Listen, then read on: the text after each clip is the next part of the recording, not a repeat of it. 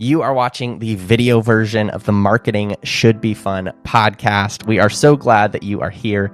If you prefer to listen to podcasts, you can find the Marketing Should Be Fun show on any of your favorite podcast platforms, whether that's Apple Podcasts, Spotify, anywhere else. But most of all, we're so glad you're here, and I hope that you enjoy today's conversation.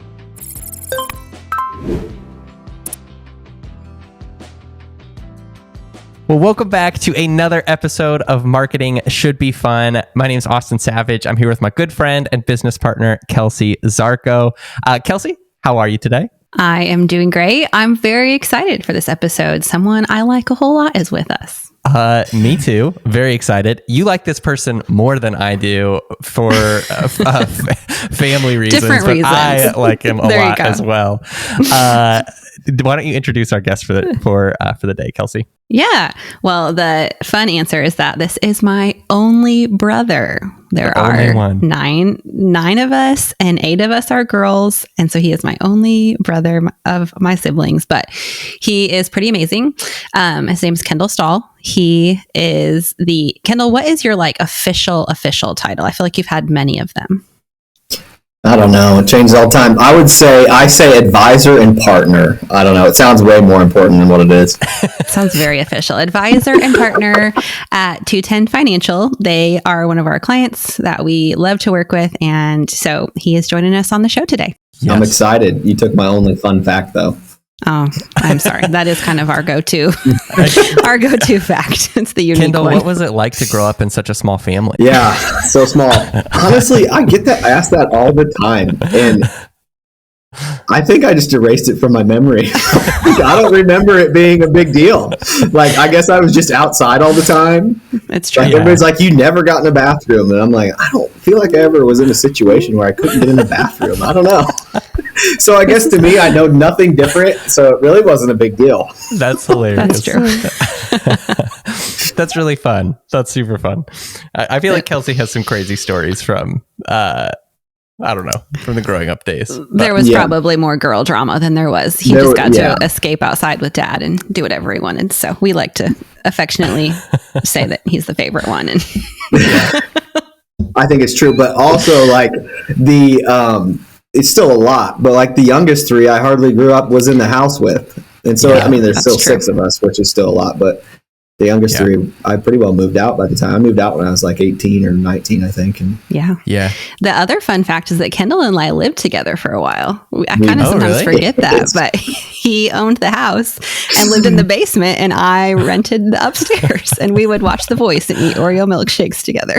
Hilarious. Was that in college, or when was that? No, it was after we were both working, I think. I had moved back home to teach after college. I don't know what Kendall was doing at that point. Maybe you were going to ICC. Are you sure or what?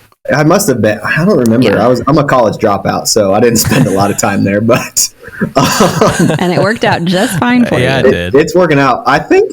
I don't know. I don't remember because I bought the house when we moved out. I moved out, I think. I don't know. Yeah. I couldn't have been. I was not out of college or out of that age range anyways. Yeah. He was a real estate mogul from a young age. Yeah. That sounds like it, honestly. The fact that you owned a house already, then that's pretty crazy.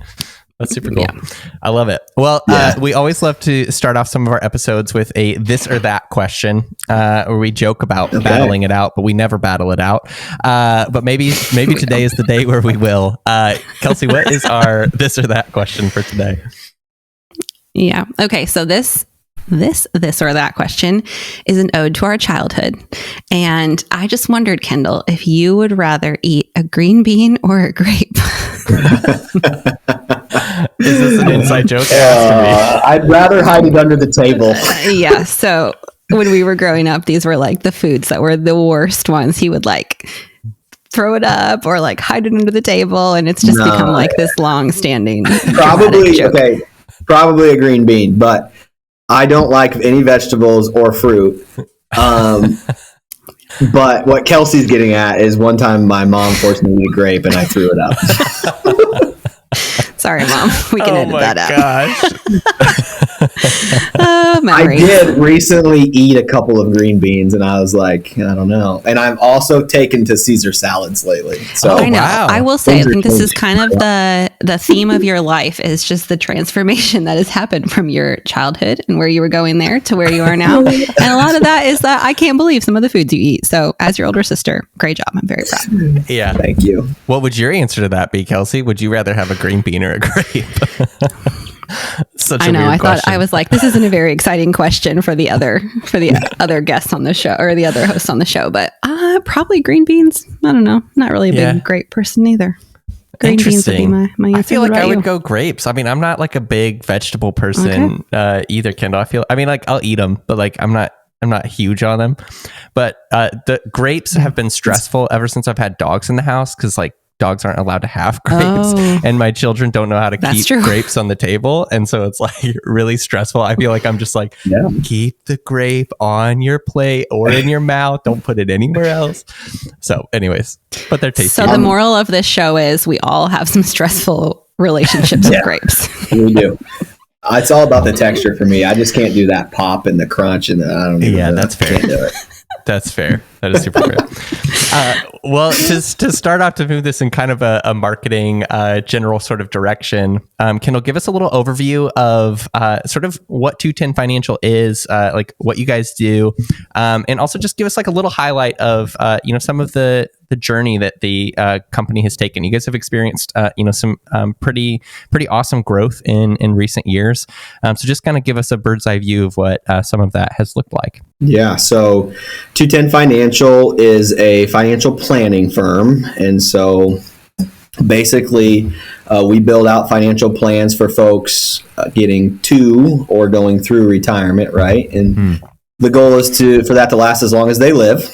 So typically the folks that we work with are 50 to 75 or end of life is typically the folks we're marketing to anyways. That doesn't mean we don't have some younger clients, but that's typically the clientele that we work with a little bit all over the board in terms of, white collar, blue collar folks. Most of our clients are folks that have worked somewhere for 20 or 30 years and saved money in their 401k or their IRA or their bank account or whatever, and then they're trying to retire and they're wondering how do we do this? How do we make this last the rest of our life? And so kind of the big 5 areas that we cover when it comes to retirement planning would be like income planning, investment planning, tax planning. Those are kind of the big 3 and usually the ones we work on first. And then healthcare and then legacy planning would be the 5th. So we started the firm. Well, we didn't start the firm. The firm was started about 25 years ago or so, 25 years ago, by my in-laws, Phil and Kelly Cooper. Yeah. And at that time, it was in their home. And it was probably, frankly, a little more of a sales job. Phil was selling life insurance and annuities, and it wasn't really a holistic financial planning firm. And so that they did that for quite some time. And then probably 10 years ago, let's see, Carrie and I married Phil and Kelly's oldest daughter, Carrie. I got to explain these things. You guys know who this person is. So it's easy to remember how long ago that was because you had a big milestone. We did. We've been married 10 years. And so Carrie started working in the firm a year or 2 before we got married. And then I started a year after. So she's been here 11 or 12 years. I've been here for 10-ish, 9-10 years. And since then we have grown a lot, mainly because now we have two households to support, or a lot more right now, but at the time, 2 households to support.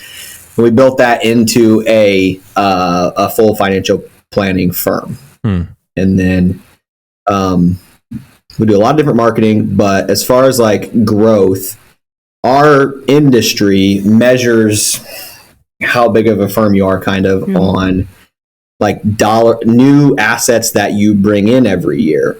Now, frankly, it's kind of a bogus number because that has absolutely nothing to do with profitability. Yeah, totally. But I think in 2016 or 16, I think, when we kind of got pretty serious about building out a full financial planning firm, we were doing like $8 to $9 million of new assets for the year. And like we were talking before we started recording, it's December here, and our goal was $70 million of new assets this year, and we just got it done. So incredible. Grown quite a bit. For That's real. amazing. Congrats. What is, thank you. I mean, so many questions about all of these things. But I'm curious to kind of zone in for a second on specifically kind of like marketing to a quote unquote like older demographic, and not in a negative way, like that. Not using that in a negative way, but just like they didn't grow up with the internet, right? What are the kind of things that you guys are thinking about how you are marketing to people who are kind of like 50 and above? Well, I think it's changing a lot right now too, and will going forward. But so like our kind of main marketing funnel is we do a lot of dinner seminars. So that's literally direct mail out to households, right? And we can get into the details there if you want to, but and then people show up at a restaurant and we give us a presentation, and then they sign up to come see us at our firm. And so when it comes to marketing, that's actually becoming a smaller and smaller amount of our or a smaller percentage, maybe not amount, of the new assets that we bring in. I would never go to one of those, I guess is what I'm trying to say, right? And so those older folks, I think they enjoy going to those type of events and learning at those type of events. And, you know, there's a big push right now in our industry, well, not just our industry, but there's a big push to, you know, be online, get leads from online. And I think it's starting to get some traction now. I think it seems kind of like our industry, because it is, well, I don't know if it's because, but I guess my guess would be because we're dealing with an older clientele. It always seems to lag behind, you know, like 5 years or something from all the latest and greatest stuff. So what we're seeing is it used to be direct, come to an event, then come see us. And now it's morphed into a whole lot more of like getting leads and nurturing leads. And then eventually they're raising their hand and doing things like that. Because that didn't really answer your question. No, that did. I think that made sense. And yeah, I think so. Yeah, they value the personal touch. Like they value kind of the time with your team. And you know, I think it's interesting that you're also still seeing that kind of demographic carry over into some of the new methods that you're trying and seeing on the digital side as well. It sounds like. So in our industry, or the way that we do things, like we're not selling some widget online for $50, right? We are literally, and I forget this because I do it every day, but we are literally taking over someone's life savings. Right. And so for one, the sales cycle is a lot longer. And for two, people want to sit down with somebody in person and make sure they can trust them, and that all the things with that. Yeah. I think that has been, I've known you as a client, but obviously I've seen you work at 210 and kind of build this culture even before that. And that family oriented trust building aspect of your culture, I think is what has made such a big difference for you all. And maybe you can speak to that some too, but I know that has consistently been important, that people see like the family orientedness and the personalities behind the company, because you're right, they're handing over their life savings to be managed. And so they want to know and trust the person and like the person that they're working with. Yeah. In reality, when you boil it down to it, we're just, what we're selling is a relationship. Like there's no tangible thing that people, you know, that we're selling. It's our advice, and people want to know that they're getting it from someone that they can trust. Yeah. Was it hard? You mentioned that 210 has existed in various forms for almost 25 years or more. And you guys really kind of made a shift within the last, 7 to 10 years to, really kind of focus on becoming more of a holistic firm. Was making that transition, and I imagine kind of having to structure your team in a different way, and, kind of like market the service in a different way, and, even change the way that like leadership takes place kind of within the firm as well. Was that a challenge for 210 to kind of make that shift, or was that something that you saw happen naturally? I would say that up until the last, year or 2 years, I don't know that I would say it was a challenge. And the reason for that was a little unique to us.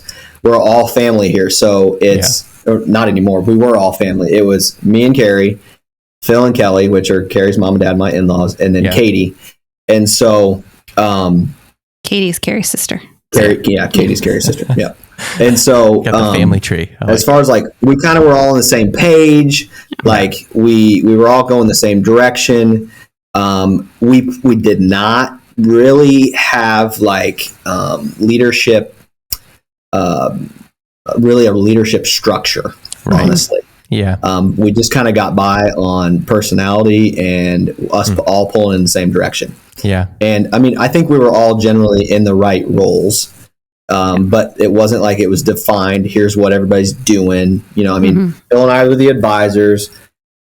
Kelly and Katie are in the back office doing the paperwork. And several years, it's been several years since this has been, but Carrie used to run the front desk, right? And so I think we started making those early shifts in terms of like personnel and leadership. Like, I don't think it was that hard because we were all family. We just kind of all did the same. We just kind of all went for it, right? Yeah. Now, that being said, there was a lot of changes that were made that weren't necessarily leadership changes. It was like sales process stuff and like a lot of process oriented stuff. I think that was difficult, probably especially for Phil and Kelly, because they were the ones that were actually changing, right? We were going from mom and pop shop to we're trying to grow this firm, right? And so they had to go through a lot more change than maybe Carrie and I and Katie had to do because we hadn't done it before, right? Yeah. And so there's that. But then like we've gotten to a point now where the last couple of years where the name of the game on our end really is hiring good people, right? Yeah. Because we've grown as much as we can with, you know, the 5 of us and the small team that we had. And so now, what is there, 12 or 13 of us, I think. And we have 2 open positions that we're trying to fill. And so leadership is a whole different like ball game. And I'm not even going to tell you I haven't figured out yet. But what we have figured out is like defining roles has been huge. And so so as it sits today, Carrie is basically CEO. Like, she's the one that is kind of responsible for like the buck stops with her, right? And so she was in charge of marketing, and she's almost made the transition out of marketing into just CEO leadership stuff. So she's been working a lot on learning how to be a good leader, and she's doing a great job, and she'll be fine. And then Katie has transitioned into the leader of the back office. Okay. And I'm the leader of the sales team. And then Mackenzie, who is someone that works for us, is the leader of marketing, right? And so that's a transition that it has been happening and it is still happening. And I think is like leadership is a much more of a thing now and will be much more of a thing going forward, I think. And hiring people to continue the growth, honestly. Yeah. I mean, what a big difference from like, we used to exist just as like a collaborative team. Like there wasn't really a leadership structure. We all just kind of pulled in the same direction too. We have a leader of this, we have a leader of this, we have a leader of this. And, you know, people who are starting to kind of funnel under them. I mean, that's a huge transition. Yeah, it is. And so I think that is a little more difficult because you're dealing with people and personalities and trying to hire people, which is apparently difficult right now because we can't. Especially when you have such high, I know that's something Carrie has always been passionate about, is like, there is no rush. Yeah. I'd rather wait for the right person than hire and fire. Yeah. We have done, and I don't know if it's even it's not me. It's Phil and it's Carrie. They have big hearts and they're really good with people, and like the culture that I'm going to say we have built, but they have done a really good job of keeping it front and center, is I think second to none, right? And so then trying to hire people that fit into that becomes difficult, right? But makes the difference. So makes absolutely, Yeah. So. About a year and a half ago, you guys launched a podcast called the Your Retirement Blueprint podcast. You guys have a lot of things that are adaptations of the Your Retirement Blueprint name. Phrase. The title of Phil's book, the TV show, the podcast. I love it. From a branding perspective. You got it covered. Yeah. But I want to talk about the podcast for a little bit, because that was a new thing for you. You host that with Phil. And I know that you guys both kind of tag team it, especially like as the conversations flow and things like that. But what's that kind of been like? Is your past maybe 20, maybe 30 episodes now. I can't remember the exact number that you guys have done. But I feel like you've grown kind of a lot, has settled into your comfort as a host since you launched that. Tell us a little bit about what that's been like. Maybe I'm wrong. It's been no. This is good. So I have, Kelsey's probably laughing because she's obviously known me her whole life, and like I didn't used to know how to talk to people, right? And so the fact that I'm hosting a podcast sounds ridiculous in itself. But no. I would say that it's funny because like pre all of this, whatever that is, I always used to think, doing the TV show, hosting the podcast, like we script it out, we do all this stuff. And then I come here, and for anybody listening to this that knows who Phil Cooper is, the guy can't use a script and he just has the right thing to say for everything. Right. And so through this whole process, I've grown, like speaking in front of people and doing the podcast, TV show, like having to feed off of him. And I used to be terrified in the beginning because I used to never know where he was going to go. Right. And I was like, I need to know what I got to say. Right. And so that was a learning curve. That was probably a little pre-podcast, but then honestly, like it really wasn't that hard. Like we had probably most of the equipment already for the most part, from some other stuff we were doing. And then, I'm not saying we're all super tech savvy, but somebody figured it out. Austin, you might have something to do with that. You guys were set up pretty solidly before I showed up. And then, I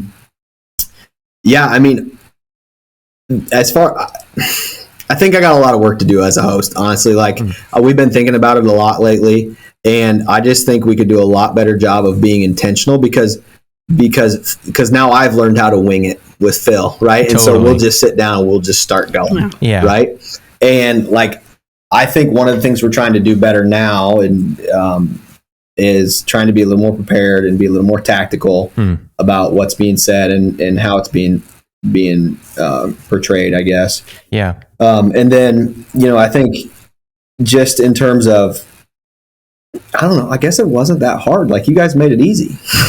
That's what we like to hear. But I would say this, like we probably had some exposure to creating some sort of media before we did the podcast too. So that's probably why in my mind, it wasn't a huge like shift in terms of learning how to do it. And by no means do we have it figured out and we're great at it, but I mean, we can at least turn one out. Yeah. Totally. And I think that's encouraging for people listening too, to hear you say like you start where you are and like you're constantly improving, like you get, a little more practice under your belt. You don't always have to have it perfectly scripted, but you're showing up and doing it and being consistent, and that's how it happens. Yeah. I also should put this disclaimer in there. I pretty much just show up and start talking, so I don't know any of the other stuff. That's why they pay you the big bucks. I show up and start talking. I like it. Also, Austin, did that make you laugh when Kendall said he needed to show up and have a plan? I feel like it's the exact same conversation Austin and I have on these podcasts where I'm like, what are we going to talk about? I need some talking points. And Austin's like, it'll be fine. Yeah, we'll figure it out. I've gotten a lot better at that. It's funny. We have like old like blooper stuff on YouTube, and it's, first of all, I look like I'm 12, and second of all, it sounds ridiculous. So just start it, go for it. All you can do is get better, right? That's true. You're probably not going to be very good in the beginning. I feel like you guys had a really interesting kind of introduction into like video content, because you guys have had a like TV show for a long time. That's been kind of like a core part of your I think your marketing for, quite a few years now. Was well, two questions with that is one, how did you guys just make the decision to try to go in that direction? But then two, did you notice any carryover from like a hosting perspective of that actually being a good foundation before you launched your podcast? Yeah, I would say so. So kind of the how marketing morphed over time. We talked about dinner seminars, so we've been doing them since the beginning, right? That was like our only marketing thing. Yeah. In the beginning. And then after that, the next big thing as far as like outbound marketing was TV. And so there's a lot of other advisors that do TV, right? And so we started a TV show, and it's a 30-minute TV show, runs every Sunday, I think, in the morning. You got it right. And 10 a.m. Sunday mornings. Yep. I told you, I just show up and start talking. It's okay. We got you. Anyways, so we started doing the TV show, and obviously we learned a lot about how to talk to a camera at that point. Yeah. But the TV show, as far as marketing goes, in the beginning was very much more of like a, sounds dumb, but notoriety thing, right? Like when people have seen you on TV, they're like, oh my word, that's the guy on TV. And then they just come in here and they kind of listen to you, right? So everybody's always like, yeah, you're on TV. And I'm like, you do know we pay for those spots, right? Like, it's not a big deal. So dinner seminars to TV, and we did some billboards in there somewhere. And then the podcast. And so what I'm trying to say is we went from like outbound dinner seminars, TV, call it, then the call to action there was schedule an appointment on TV, to the podcast, some YouTube stuff, social media, and even the TV shows morphed into more of a lead generator. Right. And then we try to turn folks into sitting down with us from there. And so it's become much more of a branding sort of a situation as opposed to let's do this and we get these appointments, right? And then the last one that is huge for us too is referrals. Like probably a third of our business comes from referrals. That's huge. That makes sense. It seems to fit right in the picture with seeing how our just marketing and society, and I think humans in general, are kind of shifting towards needing like multiple touches with a brand and just that time to build that trust. And so that's why we talk here until we're blue in the face about consistency and just like continuing to give people that chance to interact with you and trust you. And I hear that in your story, even outside of the things we do with you, that's what you're providing people the chance to do. So to that point, like, it's getting really hard around here to understand where someone came from, because they saw a billboard and then they saw us on TV and then they're like, got a mailer in the mail. So they came to the seminar. And so they kind of get counted as they came to the seminar, but in reality, I don't think they really did. Right. And to your point, Kelsie, of like consistency, like we were trying to figure this out the other day. I think we've been on TV for, 3 years now, which doesn't seem like it's been that long, but it has to be, because it was right before COVID. And so that first year, like, TV's not cheap, and I don't think we even broke even on TV. Like, we hardly got, it was crickets, right? And then I think in 2023, I don't know if it sounds like a lot or not, but we had over I don't know if it was 200 or 300 leads just from TV. Right. And so, and literally the first year it was like 12. Right. That snowball and effect. we haven't really changed anything. It's just, we're there always. I remember even talking to Carrie about that recently too, about like the same thing with social media, like starting to see leads come in and you're able to like identify that with social media, but that's just that time that it takes to create that trust with people and to show up in front of them. So I love that. And then I guess the last thing, Phil wrote a book. I think that was the beginning of this year. And so that's just one more kind of authoritative thing, right? Like, and it's a great lead magnet too. We drive everybody on the TV show basically to get the book, right? And then from there, we just keep dripping on them. So. Do you feel like the growth in leads on the TV show was due to consistency, like just doing it for a longer time? Do you think that was like the main reason that you started to see more leads, or was it just that you guys learned to do it better? Both. But if you talk to anybody that's done TV, they're going to say the same thing. It took forever. And then finally they started coming in. But absolutely. I mean, we've gotten better too. Yeah. For sure. And like we started right before COVID. And then, so when we got into that, then we recorded them via Zoom, which I think works fine for this. Yeah. Right. But I don't know that a TV show is ideal. Totally. Yeah. That makes sense. I think that the thing that you said about like attribution for where leads came from and where customers come from, like that's something that we're seeing people they're kind of feeling that, across industries right now. Is it's really interesting, especially as like digital content, trust building, like getting people involved in multiple ways with your brand is like more of a thing now. It's really interesting to see brands kind of start to, sometimes it's a struggle, but just also start to recognize that like it is just a lot more complicated, when some brands are like, social media isn't working for us because everybody's coming through our website.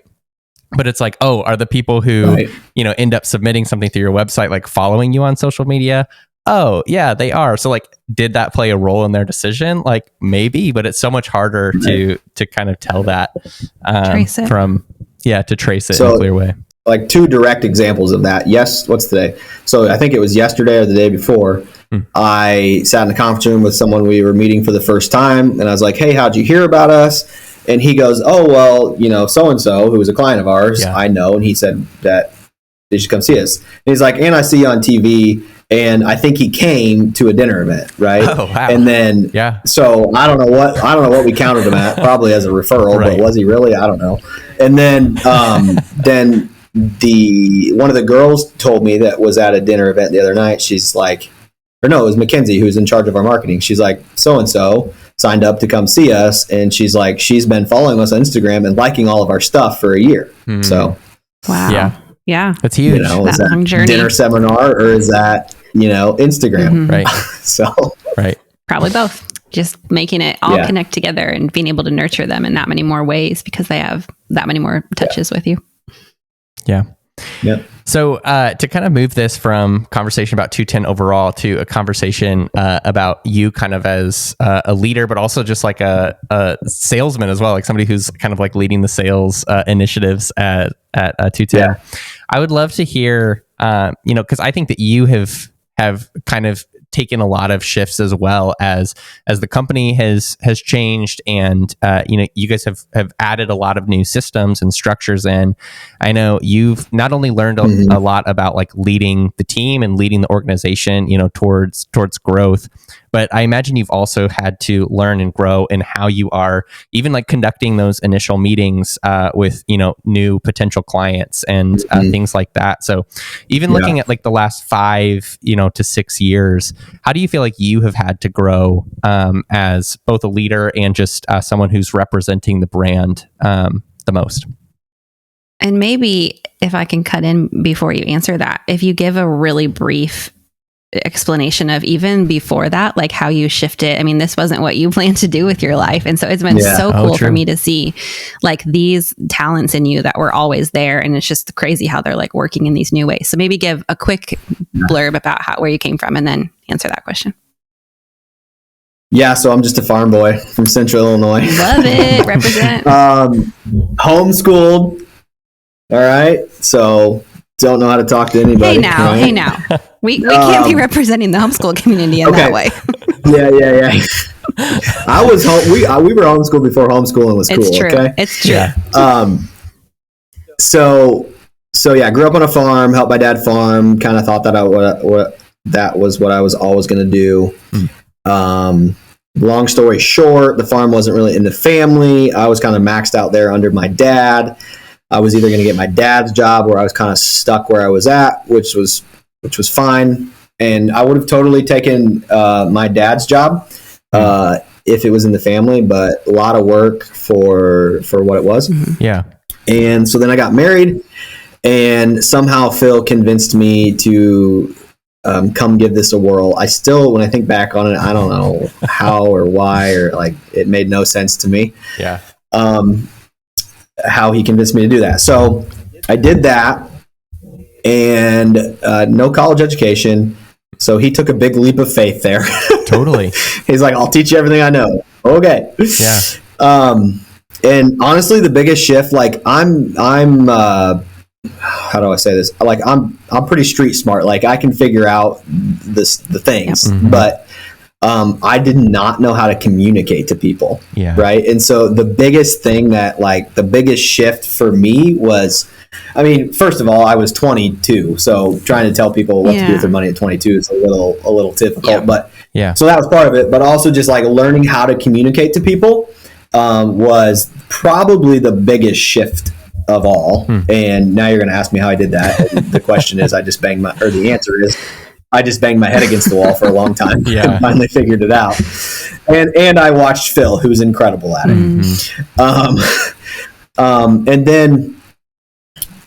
And so that was probably like the first, longer than I want to admit, like probably 5 years. Yeah.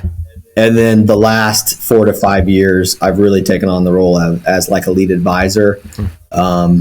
And that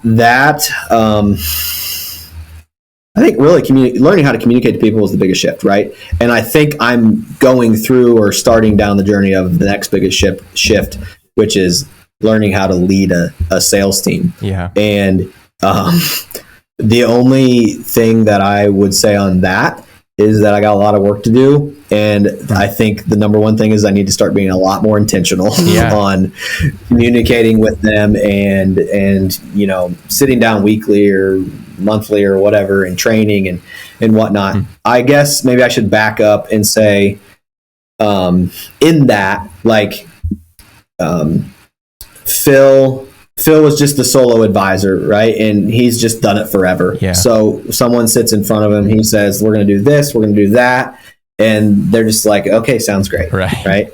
And I would try to do that and everybody would be like, no. And so what we learned was there was no sales process. Like Phil had a sales process in his head, right. But like it wasn't built out. And so the past 2 or 3 years, I've kind of made my own. I've taken pieces of what I learned from Phil and maybe what I learned from a lot of other folks as well. And kind of, I feel like gotten that narrowed down pretty good. Yeah. And then in I guess it was probably this year, documented it all now. Right. And so we use Trainual, that's in there, and there's scripts and there's videos of me doing it and all of that stuff. Yeah. I have a question just about what you guys have seen of sales. Like how much have you, and this is probably dependent on client, but maybe not. Like how much in your line of work in your industry is sales primarily like personal connection, like you talked about, like, you know, these are people who are trusting you with their personal finances. Like how much of it is just connecting on a personal level, getting to know people's, you know, like their family, their dreams, their, you know, like what they've done with their life up until this point, those kinds of things.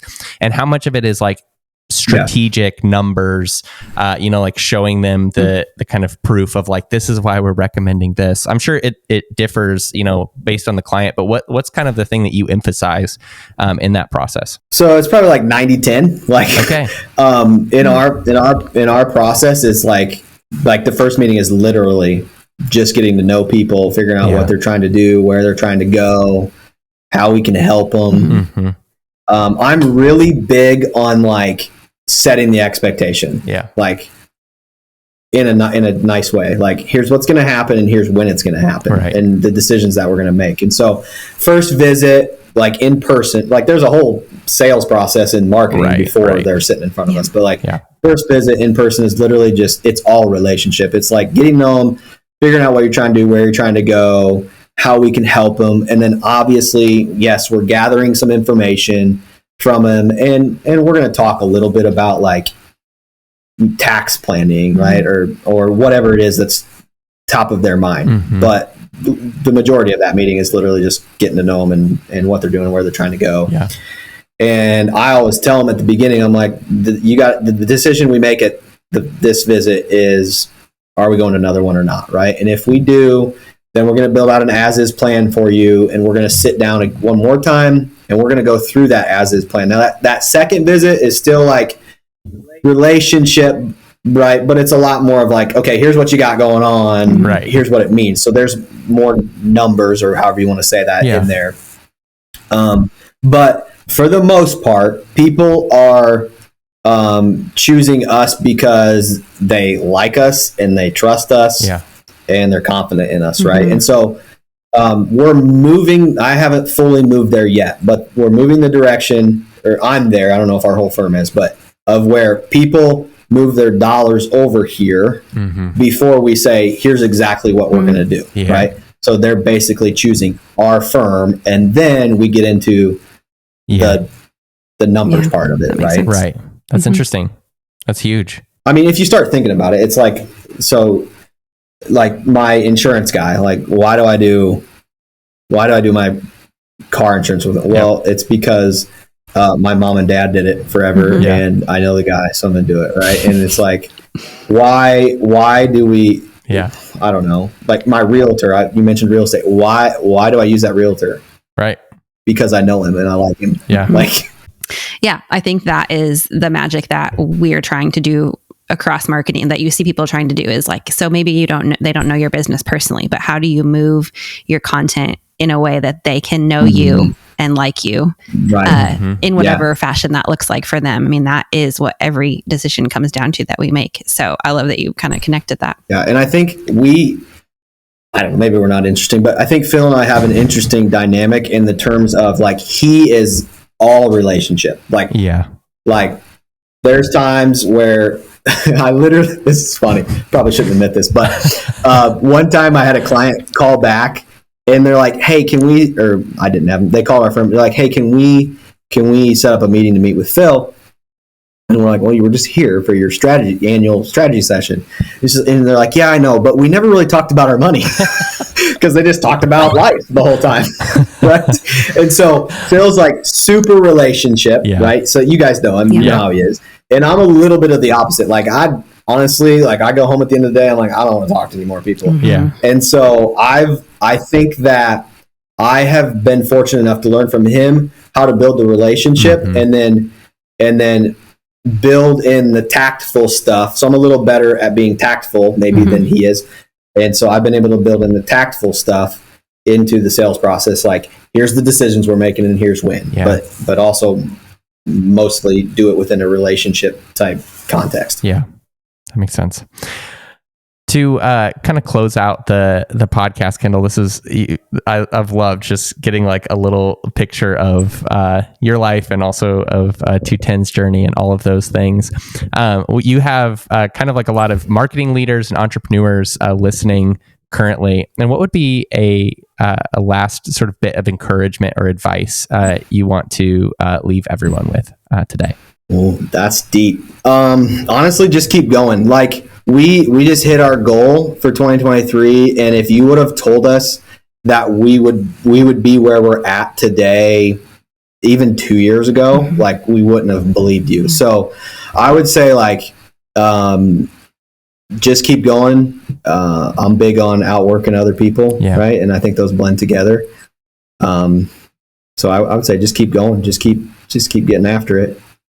And also, like, to tagline onto that, like, I am a very small piece of this firm. Like, Carrie, Phil, Kelly, Katie, like, and the whole team, Mackenzie, like, they have just as much or more credit than I do of getting us where we're at. Yeah. Find your people, work hard. Awesome. Well, thanks for joining us today, Kendall. I think there was a lot of great nuggets and encouragement in there. And it was fun to get to talk to you about like work and business and not just family stuff. So as somebody who... Thanks for letting me be on. Yeah. As somebody who gets to work with you and be your sister, I'm super proud of you. You bring a lot to just entrepreneurs and leaders in general. So thanks for sharing with us today.